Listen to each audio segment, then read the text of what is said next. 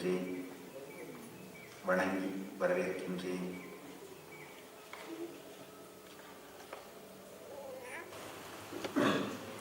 I'll just say a few words in Tamil explaining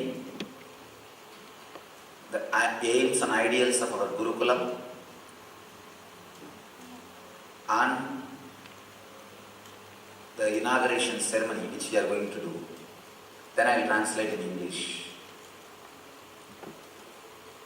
முதல்ல அந்த குருகுலம் அப்படிங்கிற தத்துவத்தை பற்றி நாம் இப்போ செய்ய போகிற அந்த துவக்க நிகழ்ச்சியை பற்றி சில வார்த்தைகள் தமிழில் சொல்லிடுறேன், அப்புறம்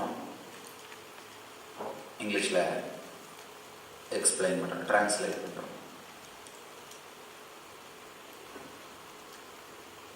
மனிதன் இயற்கையில் பிறக்கும் பொழுது சுபாவத்தாலேயே அவன் ஆனந்தமயமாக தான் இருக்கிறான். ஒரு குழந்தை பூமிக்கு வரும் பொழுது தன்னுடைய சுபாவத்தினாலேயே அது ஆனந்தமயமான உணர்வோடும் இறைநிலையோடு தொடர்புடைய ஒரு நிலையிலையும் தான் இருக்கு. ஆனால் காலப்போக்கில் மெதுமெதுவா இந்த சமுதாயத்தில் வாழறதுக்கு பணம் வேணும். இந்த பணத்தை சம்பாதிப்பதற்காக தேவையான பொருட்களை, தேவையானது என்ன, படிப்பு வேணும். அது பணம் சம்பாதிக்கிறதுக்கு தேவையான கல்வி. இந்த பணம் சம்பாதிக்கிறதுக்கு தேவையான கல்விங்கிறது வாழ்க்கையோட ஒரு பாகம் தான். அதை கற்றுக்கொள்ள துவங்குகிற நேரத்தில் அது பணம் சம்பாதிக்கிற கல்வி அப்படிங்கிற ஒரு விஷயத்த உள்ள வாங்குகிற நேரத்தில், பணம் சம்பாதிக்கிற கல்வி எதுக்காக, வாழ்க்கையை வாழணும். ஆனால் வாழ்க்கை வாழ்கின்ற தன்மையே இவர்கள் இழந்து விடுகிறார்கள். உங்களுடைய ஒரு நாள் பிறப்பதும் ஒரு நாள் நீங்கள் காலையில் எந்திரிக்கிறது வந்து பிறப்புக்கு சமம். ஒரு நாள் தூங்குறதும் இறப்புக்கு சமம். நல்லா தெரிஞ்சுங்க. இப்போ நீங்கள் இந்த பிறவி எடுக்கும் பொழுது என்ன காரணத்துக்காக பிறவி எடுக்கிறீங்களோ அதுக்கு தேவையான சம்ஸ்காரங்கள், எண்ண ஓட்டங்கள் உடலை தான் எடுத்துட்டு வருவீங்க. என்ன காரணத்துக்காக, என்ன முதல் காரணம், முதல் எண்ணம் எதுவாக இருந்து எதற்காக இந்த உடல் எடுக்கப்பட்டதோ அதற்காகத்தான் நீங்கள் அதே மாதிரியான உடலமைப்பு, மன அமைப்பை தான் எடுத்துட்டு வருவீங்க.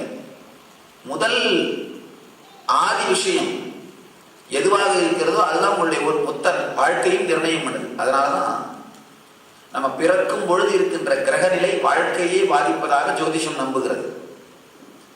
கிரகநிலைனா வெறும் கிரகநிலை மட்டுமல்ல, மனநிலையும். அந்த நேரத்தில் இருக்கிற கிரகநிலை மனநிலையை பாதிக்கும். இது போட்டோகிராஃப் பண்ற மாதிரி. போட்டோகிராஃப்ல அந்த கவர், ஃப்ரண்ட் கவர் ஒரே ஒரு வினாடி ஒதுங்கும். அந்த ஒரு வினாடியில என்ன அந்த பிலிம்ல பிரிண்ட் ஆகுதோ அது எப்பவும் தங்கிடும், அவ்வளவுதான். அதே மாதிரி பிறக்கும் பொழுது இருக்கின்ற மனநிலை என்ன, அந்த உணர்வு நிலை என்ன, அப்ப இருக்கிற நிலை வாழ்க்கை முழுவதும் தங்கிவிடும். ஒவ்வொரு மனிதன் பிறக்கும் பொழுதும் உருவாகின்ற இருக்கின்ற மனநிலை அவன் வாழ்க்கை முழுவதையும் பாதிக்கின்றது. ஒவ்வொரு நாளுமே பிறப்பு, ஒவ்வொரு நாளுமே இறப்பு. அப்ப காலையில் நீங்க எந்திரிக்கும் பொழுது இருக்கிற முதல் எண்ணம் என்ன, முதல் எண்ணம் உங்களுடைய ஒரு நாள் முழுவதையுமே பாதிக்கும். அந்த முதல் எண்ணம் ஒரு நாள் முழுவதையும் பாதிக்கும். இப்ப நீங்க வீட்டுல இருந்து ஆபீஸ் போகணும் அப்படின்னா வேற ஒரு குட்டி எடுத்துட்டு போவீங்க. கோவிலுக்கு போகணும் அப்படின்னா வேற ஒரு சாமான் செட் எடுத்துட்டு போவீங்க. எங்க போறது கிளம்புறீங்களோ அந்த சாமான் செட் எடுத்துட்டு போவீங்க. காலையில படுக்கையிலிருந்து சூக்ஷ்ம சரீரமான அந்த தூக்கத்திலிருந்து காரண சரீரத்திலிருந்து எந்திரிக்கும் பொழுது என்ன காரணத்தை, எதை நினைத்து எழுந்திருக்கிறீர்களோ அதற்கு தேவையான சம்ஸ்காரங்களையும் எண்ணங்களையும் மன அமைப்பையும் தான் எடுத்துட்டு வருவீங்க. காலையில் நம்ம குழந்தைங்க எந்திரிக்கும் போதே எந்திரிச்ச உடனே அவங்களுக்கு வர்ற முதல் எண்ணம் என்ன? ஸ்கூல்ல இருக்கிற வாத்தியார்கள் அவங்க வச்சிருக்கிற கோலும் அவங்களுடைய வாழ்க்கை முறையும் தான். அந்த ஸ்கூலுக்கு போகணுமேன்ற பயம் அடி வைக்கிறது. அப்ப எந்திரிக்கும் பொழுதே சுவாதிஷ்டானத்துல தான் எந்திரிக்கிறார்கள்.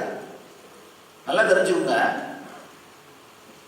மேலை நாட்டிலே 82%, நல்லா தெரிஞ்சுக்கோங்க, 82% நான் சும்மா சொல்லல, ஸ்டாட்டிஸ்டிக்ஸ் சொல்லுது.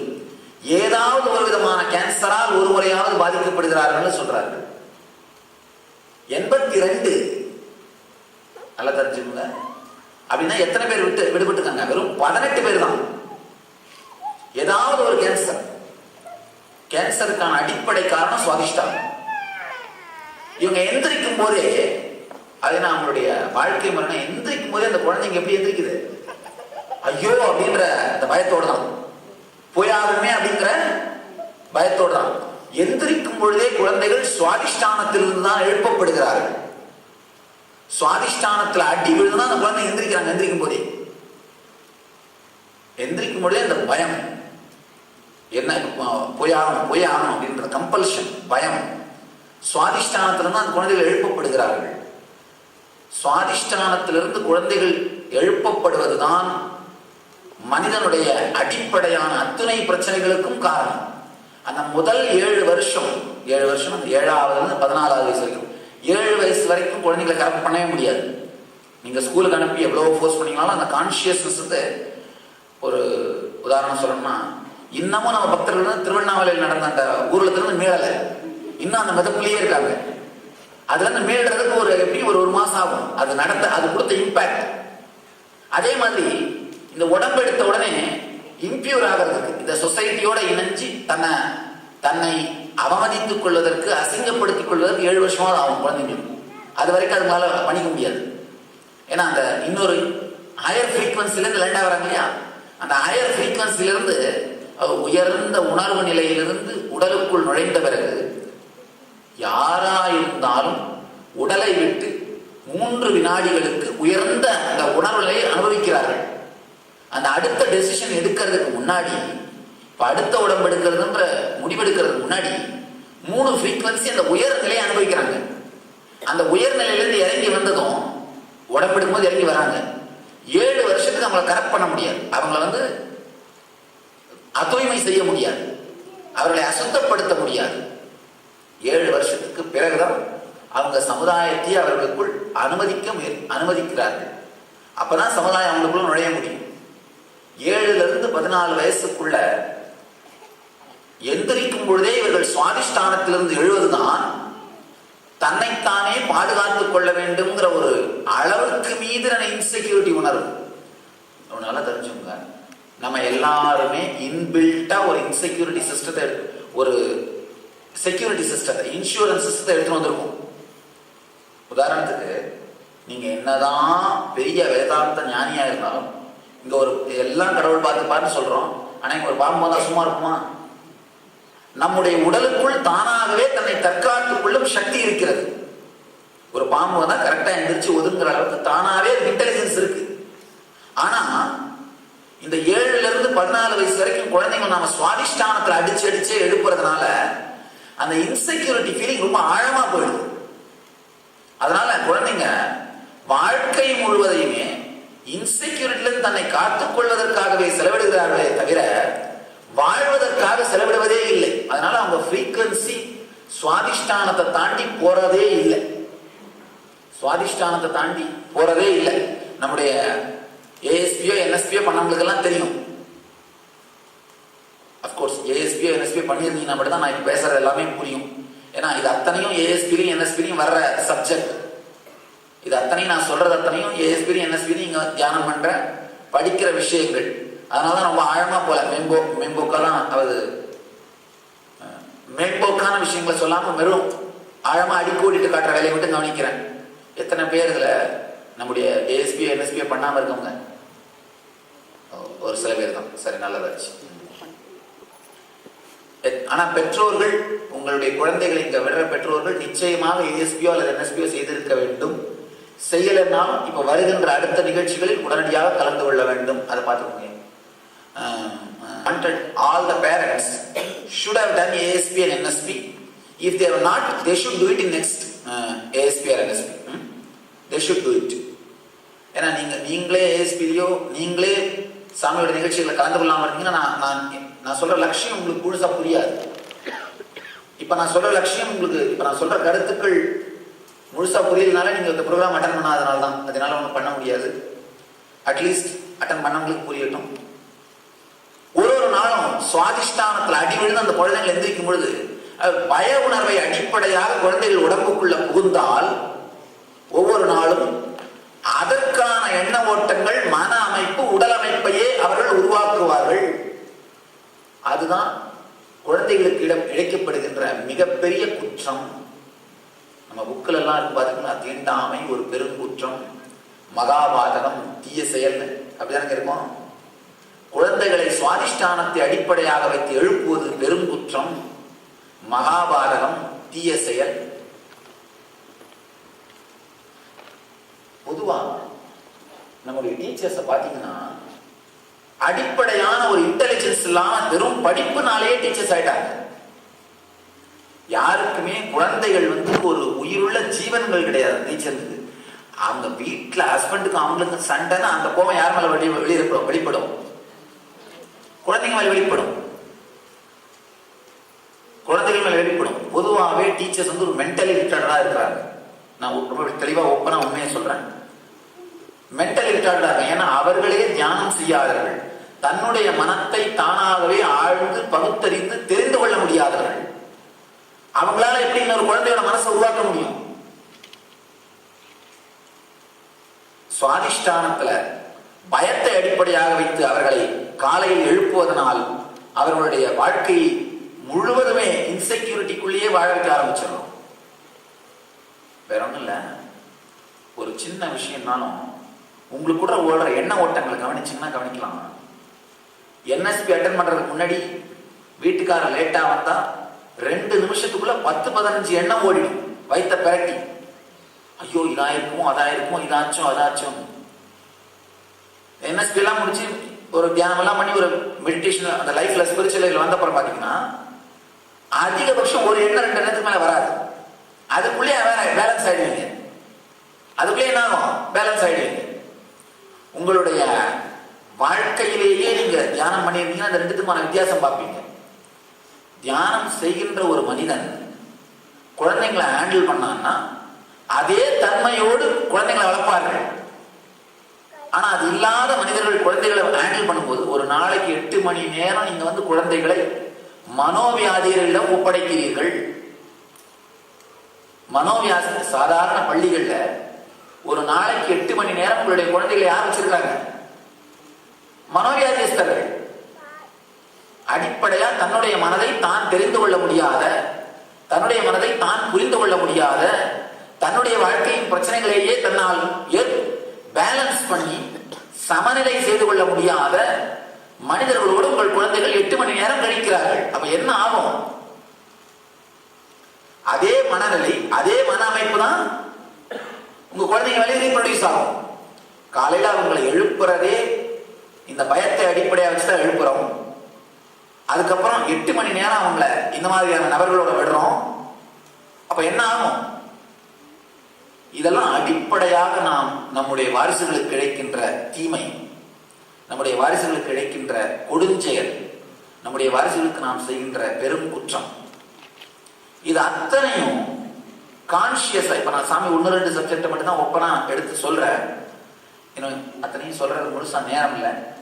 கான்சியஸா உணர்வு ரீதியாக நம்முடைய சமூகத்திலும் தனி மனித வாழ்க்கையிலும் இருக்கின்ற அத்துணை பிரச்சனைகளுக்கும் காரணம் 7-16 வயது வரை குழந்தைகளுக்கு ஏற்படுத்தப்படும் மன அமைப்பும் அவர்கள் வாழ்கின்ற சூழ்நிலையும் தான். இந்த சூழ்நிலை ஆழம் ஆராய்ச்சி பண்ண அப்புறம் இது இல்லாமல் ஒரு சமுதாயத்தை, ஒரு தனிநபர்களை நம்மால் உருவாக்க முடியுமா அப்படின்னு யோசிச்சோம். உருவாக்க முடியும் அப்படின்னு தோணுச்சு. 2வது, நாம உருவாக்கினா அவங்களால வெளியில சமுதாயத்துல போய் ஈடு கொடுத்து மற்றவங்களோட இருக்க முடியுமா? அதுதான் முக்கியம். ஏன்னா நாம உலகத்தையே மாத்திர போறதில்லை. இப்போ எத்தனை பேர் வந்திருக்கீங்க? ஒரு 30 குழந்தைங்க தான் வந்திருப்பீங்கன்னு நினைக்கிறேன், இல்லையா? இருக்கிறது 300 கோடி. பூமியில மொத்தம் 600 கோடி பாப்புலேஷன். அட்லீஸ்ட் 300 கோடி இளைஞர்களா இருப்பாங்க. அது எத்தனை கோடின்னு நமக்கு தெரியாது, எத்தனை கோடியோ. ஆனா நாம எவ்வளவு பேர் எடுத்திருக்கோம்? வெறும் 30 பேர் தான் எடுத்திருக்கோம். இவங்களால வெளியில போய் சொசைட்டியும் ஈடு கொடுத்து வாழ முடியும். அப்போ சமுதாயத்தினுடைய கல்வியும் வேணும், அதே நேரத்தில் கரப்ட் ஆகாம, அதாவது அசுத்தமடையாமல் தூய்மையான உயர் உணர்வு நிலையோடு வாழ்கின்ற தன்மையும் அவர்களுக்கு வேணும்.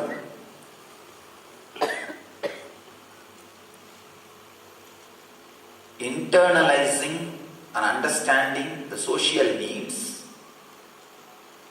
but not corrupting yourself, not internalizing the values of society.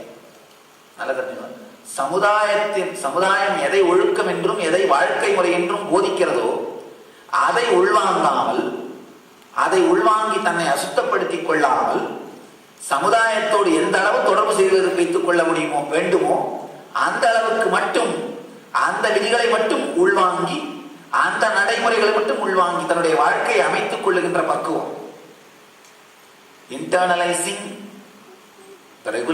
Rules and regulation, என்ன தேவையோ சமுதாயத்தோட இன்டராக்ட் பண்றது என்ன வேணுமோ அந்த அளவுக்கு உள்ள வாங்கணும்.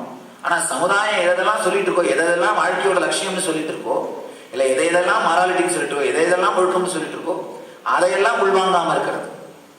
அவர்களுடைய கருத்துப்படி, சமுதாயத்தினுடைய கருத்துப்படி அந்த சென்டிமெண்ட்ஸை உள்ள வாங்க ஆரம்பிச்ச உடனே ஒரு மனிதன் பிளவுபட்ட பர்சனாலிட்டி, ஸ்கிசியோபெர்னியான்னு சொல்றீங்க, அந்த ஸ்கிசியோபெர்னியா பிளவுபட்ட பர்சனாலிட்டியை மாற ஆரம்பிச்சிடறான். இது அத்தனைக்கும், இந்த அத்தனை பிரச்சனைகளில் இருந்தும் தீர்வு காண வேண்டும் என்கின்ற நோக்கத்திலோடு தான் இந்த குருகுலம் அப்படிங்கிற ஒரு கருத்தையே உருவாக்கினோம். அதுக்காக தான் இந்த கருத்தை உருவாக்கணும். முக்கியமா அப்கோர்ஸ் இப்போ அவங்க இந்த குழந்தைங்க வந்து தொடர்ந்த சாதாரண வாழ்க்கை கல்வினா தொடர்ந்து சாதாரண பணம் தேடும் கல்வி அதையும் படிப்பார்கள். அதுக்கெல்லாம் அப்பாற்பட்டு அதை விடவும் ஆழமாக வாழ்க்கை கல்வியை கற்றுக்கொள்வார்கள். வாழ்க்கை கல்வியை கற்றுக்கொள்வார்கள். இன்னும் முக்கியமா தெரிஞ்சுக்கோங்க, குழந்தைங்களை காலையில சுவாதிஷ்டானத்தை அடிப்படையாக வச்சு எழுப்பாம அநாகதத்தை, அன்பை, ஆனந்தத்தை அடிப்படையாக வச்சு எழுப்ப ஆரம்பிச்சோம்னாலே அவங்களுடைய ஃப்ரீக்வன்சியே ஜாஸ்தி ஆயிடும். ஒரு மனுஷனை ஃப்ரீக்வன்சியை தான் ஜாஸ்தியாக முடியுமே தவிர கான்சன்ட்ரேஷன் ஜாஸ்தியாகவே முடியாது. ஃப்ரீக்வன்சி அதிகமா இருக்கிற மனுஷனுக்கு தானாவே கான்சன்ட்ரேஷன் இருக்கும், அவ்வளவுதான். என்ன எல்லாரும் கேட்கறது உண்டு. பல பல்கலைக்கழகங்கள், அமெரிக்க நாட்டு பல்கலைக்கழகத்தை பேராசிரியர்களோடு கேட்கறது உண்டு. சாமி நீங்க சொல்ற கருத்தை எங்களால ஒத்துக்க முடியுதோ இல்லையோ தெரியாது, ஆனா உங்களுடைய மெமரி பவர், இப்ப அபாரமான அபரிமிதமான இந்த மெமரி பவர் எப்படி சாமி வந்ததுன்னு கேட்டாங்க. நான் சொன்ன ஒரே ஒரு விஷயம், நான் ஸ்கூலுக்கு ஒழுங்கா போகல அப்படின்னு, நான் ஒழுங்கா ஸ்கூலுக்கு போய் படிக்கல அப்படின்னு. காரணம் என்னன்னா, சுவாதிஷ்டானத்தை அடிப்படையாக வச்சு எந்திரிக்கிறவனுக்கு எந்த விதமான தெளிவுமே இருக்காது. காலையில் எந்திரிச்ச உடனே பயம், சுவாதிஷ்டானத்தை அடிப்படையாக வச்சுதான் எந்திரிப்போம். அப்ப அந்த குழந்தைகள் என்ன ஆகும்? எதையும் செய்ய முடியாது, பூவை கசக்கிற மாதிரி. சாமியாதான் எப்பவும் சொல்றது, நம்மளுக்கு அந்த குழந்தைகளை வைத்து அவர்களுக்கு தெளிவா அவங்களோட டைம் ஸ்பெண்ட் பண்ற அளவுக்கு எனர்ஜியோ இன்டெலிஜென்ஸோ இல்லைன்னா குழந்தை பெற்றிருக்கப்படாது இல்லையா? பெத்த பிறகு என்ன பண்றது? ஹேண்டில் பண்ண முடியலையா என்ன பண்றது?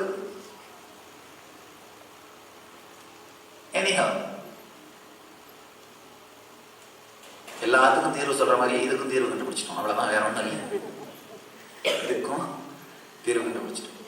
சுவாதிஷ்டானத்திலிருந்து அவர்களை எழுப்பாமல் இருக்கும் பொழுதே அவங்களுடைய கான்சன்ட்ரேஷன் பவர் அதிகமா போகும்.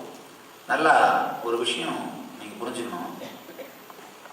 இப்ப நான் என்ன சிஸ்டம் சொல்றேன் உங்களுக்கு எல்லாம், இந்த குழந்தைகளை ட்ரெயின் பண்றதுக்கு நம்முடைய குருகுலம்னு ஒரு சிஸ்டம் ரெடி பண்றேன். இத ஏற்கனவே நம்முடைய ஆசிரியர்களுடைய குழந்தைகள் மேல பரிசோதனை பண்ணி இது மிகப்பெரிய வெற்றிகரமாக இருப்பதனால்தான் இதை மந்த முழுமையான உணர்வோடு விளங்குவார்கள்.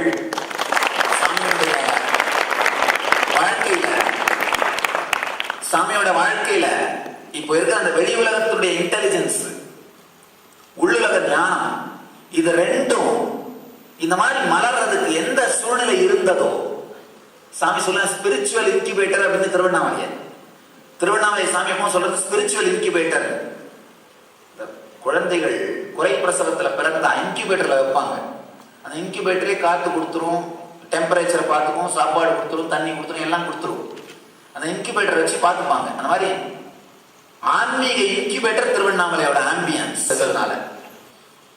நமக்கு எதேச்சையா தற்காலிகமா விபத்தாக வாய்த்த அந்த அமைப்பை, சூழ்நிலை அமைப்பை, நம்முடைய மன அமைப்பு உருவாவதற்கு காரணமாக இருந்த சூழ்நிலை அமைப்பை தெளிவாக ஆழ்ந்து உணர்வு பூர்வமாக இந்த குழந்தைகளுக்கு உருவாக்கி தருவதற்காகத்தான் இந்த குருகுலத்தை உருவாக்குகின்றோம்.